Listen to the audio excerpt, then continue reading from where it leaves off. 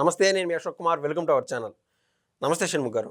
నమస్కారం అండి. మిథున్ రెడ్డి అనే పేరు ఆంధ్రప్రదేశ్లో జరిగినటువంటి మద్యం కుంభకోణంలో మారిమోగిపోతుంది, అటు ఢిల్లీ వరకు కూడా. ఎందుకంటే లావు శ్రీకృష్ణదేవరాయలు పార్లమెంట్లోనే ఏం మాట్లాడాడు మనం చూసాము. ప్రత్యేకంగా వెళ్ళి అమిత్ షా గారికి కూడా ఆయన ఇవన్నీ డాక్యుమెంట్స్ ఏవైతే ఉన్నాయో అవి చూపించి కంప్లైంట్ చేయడం కూడా జరిగింది. ఈ నేపథ్యంలో మద్యం కుంభకోణానికి సంబంధించి ముఖ్యంగా ప్రముఖంగా అటు రాజకేశ్ రెడ్డికి నోటీసులు ఇచ్చారు, ఆయన వెళ్ళలా, ఎక్కడో పరాల్లో ఉన్నాడు. ఇటు విజయసాయిరెడ్డికి కూడా నోటీసులు ఇచ్చారు. నోటీసులు తీసుకుని విచారణకు హాజరైన అనంతరం మీడియా సమావేశంలో మాట్లాడుతూ మొత్తం హై టార్గెట్ కసిరెడ్డి రాజశేఖర రెడ్డికి మళ్లించి డైవర్షన్లో భాగంగానో ఎట్లా మీరు చెప్పాలి, మిథున్ రెడ్డిని దాంతోపాటు జగన్మోహన్ రెడ్డి గారిని ఆయన సేఫ్ చేయడం అంటూ జరుగుతుంది. ముఖ్యంగా మిథున్ రెడ్డికి విజయసాయి రెడ్డికి మధ్య ఏదో ఇంటర్నల్ డీల్ కుదిరింది అని చెప్పి సోషల్ మీడియాలో హల్చల్ చేస్తుందండి ఈ విషయం. దీంట్లో ఏమాత్రం నిజం ఉందంటారు? ముందుగా మీరు అడిగినటువంటి ప్రశ్నలో క్లారిటీగా మీరే ఆన్సర్ చెప్పారండి.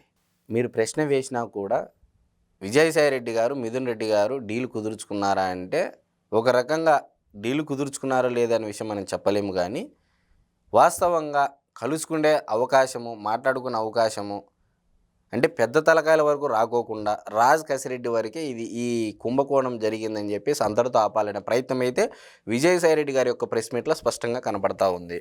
మరి మీరు గమనించండి, లావు కృష్ణదేవరాయలు గారు ఎంపీ, పార్లమెంటు సభ్యుడు. మరి ఏ రోజైతే విడుదల రజనీ గారు అతనిని గెలికారో అతను ఏకంగా యాక్షన్ షురూ చేశాడు. పార్లమెంటులో మొత్తం స్కామ్ అంతా ఆన్ రికార్డు, అది రికార్డు ఎప్పుడైనా ఉంటుంది, ఇంకా బయట పెట్టేసిన తర్వాత మరి అంతటితో ఆగాడా? రెండో రోజు కేంద్ర హోంశాఖ మాతలైనటువంటి అమిత్ షా గారిని కలిసి అమిత్ షా గారే స్వయంగా పిలిపించుకొని ఆ వివరాలన్నీ అడగడం జరిగింది. మరి దీని మీద చర్య ఎందుకు తీసుకోవట్లేదు? ఇంత ఓపెన్గా ఆ పార్టీలో A2 పొజిషన్, ఒకవైపు ఏమో ఆయన ఏమంటున్నాడు, నాది 2000 పొజిషన్లోనికే నెట్టేశారు అధికారంలోకి వచ్చిన తర్వాత అని చెప్పేసి అన్నాడు. క్వార్టరీలో మరి 2000 పొజిషన్లు ఉన్నా కూడా చాలామందికి మంత్రి పదవులు ఇప్పించారు విజయసాయి రెడ్డి గారు, చాలామందికి ఎమ్మెల్యే టికెట్లు ఇప్పించారు. మరి ఇదంతా ప్రజలని మభ్యపెట్టేందుకే విజయసాయి రెడ్డి గారు ఇటువంటి స్టేట్మెంట్ ఇచ్చారనేది అయితే ఒక రకంగా మనం భావించవచ్చు. మరి మీరు అన్నారు విజయసాయి రెడ్డి గారు ఇచ్చినటువంటి ప్రెస్ మీట్లో మీరు బాగా మాట్లాడినటువంటి అంశాలు ఏంటండి, కర్త కర్మ క్రియ రాజకేశ్ రెడ్డి గారే అని చెప్పాడు. మరి అతను ఒక పెద్ద క్రిమినల్ మైండ్, అసలు నేనే అతనిని ఇంట్రడ్యూస్ చేశాను పార్టీలో, అనితర బాధ్యతలు అంటే ఆ పార్టీలో కీలకమైనటువంటి బాధ్యతలు, పదవులు నేనే అప్పచెప్పడం కూడా జరిగింది అని కూడా చెప్పారు. మరి అతనే నన్ను మోసం చేశాడని కూడా చెప్పడం జరిగింది. నన్ను మళ్ళా మోసం చేయలేదు అని చెప్పేసి అంటా ఉన్నారు. ప్రజల్లో చులకన అంటే పలచన పడకుండా జగన్మోహన్ రెడ్డిని సేవ్ చేసేదానికి మాత్రమే కేవలం కసిరెడ్డి రాజశేఖర రెడ్డి మరియు విజయసాయి రెడ్డి తమలపాకులు యుద్ధం చేస్తున్నారు అనే వాదనలో ఎంత నిజం ఉందంటారు? ఖచ్చితంగా అండి. ఇప్పుడు మీరు బాగా గమనించండి, విజయసాయి రెడ్డి గారు ఒకవైపు జగన్మోహన్ రెడ్డి గారు మా దేవుడు మా నాయకులు అంటున్నారు, మళ్ళీ అది వచ్చిన తర్వాత మా ముందు పార్టీ నాయకులు అంటున్నాడు తొందరలో. అంటే ఇప్పటికీ స్వామి భక్తి ఉంది.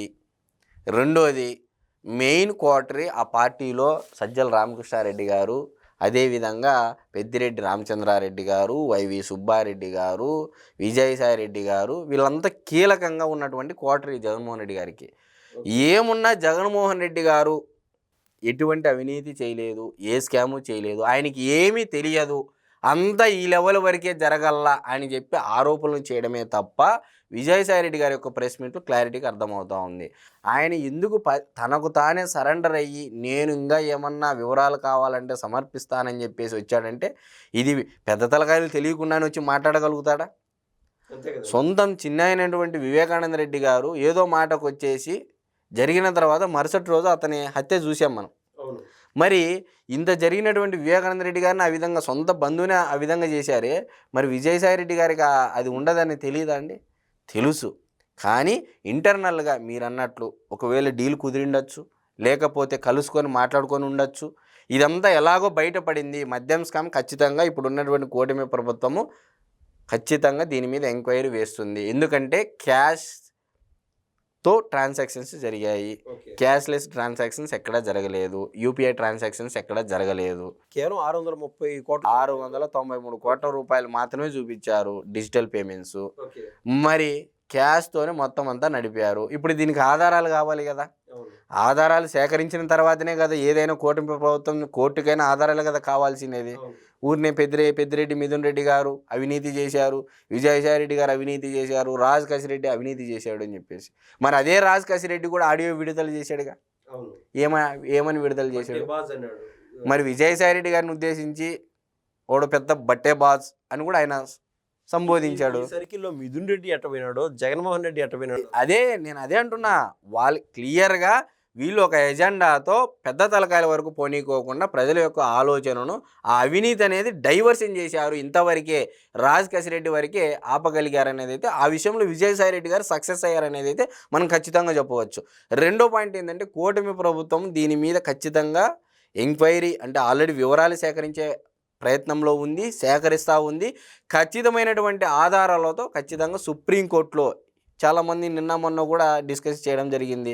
ఎందుకు ప్రభుత్వం దీని మీద కేవియట్ పిటిషన్ వేయలేదు? పెద్దిరెడ్డి మిథున్ రెడ్డి సుప్రీంకోర్టుకి వెళ్ళి ఒక 5 మంది లాయర్ల బృందంతా ఆయన ముందుగానే ముందస్తు బెయిల్ కోసం అప్లై చేసుకున్నాడు. కేవియట్ పిటిషన్ అంటే ఏంది? మనకు తెలియకోకుండా ఒకతను పలానా కేసులు ముందుగానే మీరు రిలీఫ్ ఇవ్వద్దండి అని చెప్పి చెప్పుకోవడమే న్యాయస్థానాలకు కేవియట్ పిటిషన్ అంటారు. మరి ఆ కేవియట్ పిటిషను ఎందుకు వేయలేదని చెప్పేసి చాలామంది రాజకీయ మేధావులు, విశ్లేషకులు వీళ్ళు చెప్తా ఉన్నారు. కూటమి ప్రభుత్వం ఆధారాలతో ముందు పెట్టనుంది, కొద్ది సంయమనం పాటించండి, ఇది ఎంతవరకు పోనుంది. ఇప్పుడు రాజ్ కసిరెడ్డి కూడా నేను తొందరలో వస్తాను, ఈ బట్టే బాస్ గురించి చెప్తానని కూడా ఆయన చెప్పారు కదా. మరి ఎప్పట్నుంచో జగన్మోహన్ రెడ్డి గారు పార్టీ పెట్టినప్పటి నుంచి ఆయన వెన్నంటున్నటువంటి వ్యక్తి విజయసాయి రెడ్డి గారు. మరి రాజ్ కసిరెడ్డి విజయసాయి రెడ్డి గారు ఇంట్రడ్యూస్ చేశారు. మరి విజయసాయి రెడ్డి గారినే రాజ్ కసిరెడ్డి గారు ఏమంటున్నారు? బట్టే బాజ్ అంటున్నాడు. ఈయనేమంటున్నాడు? పెద్ద క్రిమినల్ మైండ్ అంటున్నాడు. ఇంకా చూడండి, అసలు డిస్కషన్ అంతా వీళ్ళిద్దరి మధ్యకి వచ్చేసింది. ఇప్పుడు పెద్దిరెడ్డి మిథున్ రెడ్డి సైడ్ అయిపోయా, జగన్మోహన్ రెడ్డి గారు సైడ్ అయిపోయా. డిస్కషన్ అనేది కంప్లీట్గా డైవర్షన్ అయిపోయింది. డైవర్షన్ పాలిటిక్స్లో భాగంగా చాలా చాకచక్యంగా చేయడం అయితే జరిగింది. ఈ గ్యాప్లో అంటే డైవర్షన్లో భాగంగా డైవర్షన్ పార్టీకి డైవర్షన్ ఉంటుంది. అంటే ప్రజలు ఆలోచనలంతా విజయసాయి రెడ్డి వర్సెస్ కసిరెడ్డి రాజశేఖర రెడ్డిగా చూస్తున్నారు. ఈ గ్యాప్లో మిథున్ రెడ్డి విజయసాయి రెడ్డితో కలిసి అంటే ఢిల్లీ హై సర్కిల్స్లో వీళ్ళకి చెప్పలేనంత లాబింగ్ కెపాసిటీ ఉంది, దేశ స్థాయిలో కూడా వాస్తవంగా కూడా. ఈ గ్యాప్లో వాళ్ళపైన కేసులు అంటే జగన్మోహన్ రెడ్డి గారిని సేవ్ చేసేదానికి వీళ్ళిద్దరు ఇన్వాల్వ్ అవుతున్నారు. అంటే అతి త్వరలో 3 నుంచి 4 రోజుల్లోపు కలబోతున్నారు అనేది కూడా సమాచారం ఉందండి. ఖచ్చితంగా అండి. ఎందుకంటే ఒకవైపు రాజ్ కసిరెడ్డి కూడా నేను కూడా బయటకు వచ్చి చెప్తాను అంటున్నాడు. ఆయన టైం అడుగుతున్నాడు. పొరపాటున కూడా ఇప్పుడు ఈయన టైం అడిగాడు, ఆయన టైం అడిగాడు. పెద్దిరెడ్డి మిథున్ రెడ్డి గారు కూడా ప్రెస్ మీట్లు ఏమన్నారు? ఇది కోర్టులో ఉంది, ఇప్పుడు నేను మాట్లాడను అంటున్నాడు. అంటే ఇంటర్నల్గా డీల్ జరగచ్చు. ఎందుకంటే ఒకే పార్టీలో పనిచేసినటువంటి నాయకులు, వీళ్ళ మధ్య కూడా మీడియేటర్లు ఉంటారు. ఆ మీడియేటర్ల ద్వారా డీలు ఎందుకు కుదుర్చుకోకూడదు అనే పాయింట్లో ఆలోచన చేసినట్లయితే మొత్తానికి ఫైనల్గా ఒక బలిపశువుని అయితే రెడీ చేస్తారు మద్యం కుంభకోణంలో. ఇప్పుడు మిథున్ రెడ్డి గారిని సైడ్ చేయాలనుకుంటే విజయసాయి రెడ్డి గారు ఎలాగో నాది ఏమీ లేదు అని చెప్పేసి అంటున్నారు. ఇప్పుడు చాలామంది కూడా అడగచ్చు, పెద్దిరెడ్డి మిథున్ రెడ్డికి ఏం సంబంధం అయ్యా, ఎంపీ కదా అని చెప్పేసి అంటారు. ఎంపీకి రాష్ట్ర ప్రభుత్వంలో తెచ్చినటువంటి మద్యం పాలసీకి ఏం సంబంధము అంటారు. అంటే ఖచ్చితంగా ఇప్పుడు రాజ్ కసిరెడ్డి అనేటువంటి వ్యక్తి మరొక బలి పశువు వైఎస్ఆర్సీపీ పార్టీ నుంచి అయితే మనం ఖచ్చితంగా చెప్పవచ్చు. ఓకే అండి, ధన్యవాదాలు. నమస్తే.